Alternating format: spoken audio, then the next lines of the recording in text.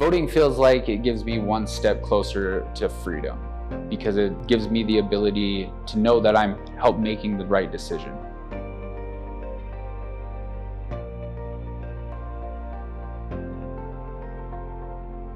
Being raised Native, I wasn't raised to hate white people or anything like that, but I was raised to not partake in the things that they were doing, such as voting. I kind of felt like we were almost a separate entity from what was going on in the government.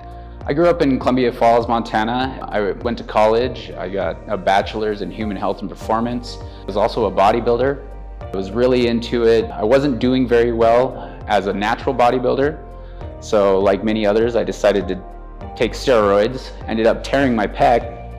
Well, that led to 7 surgeries. During that time, I was prescribed opiates. Over 2 years, I became highly addicted to them.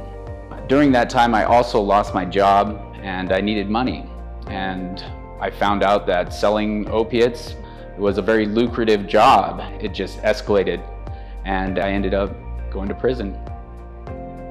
If you have a felony, it is so important to vote because it will just get down to the realistic part of it. Your rights, how long you're going to be on parole, how long you're going to be on probation, are all determined by laws that are being passed in the near future. While I was locked up, that was when the law passed that you were not able to get out early on parole, even as a non-violent felon. That was hard being in prison and knowing that I was going to get out to an option that isn't going to exist to me anymore.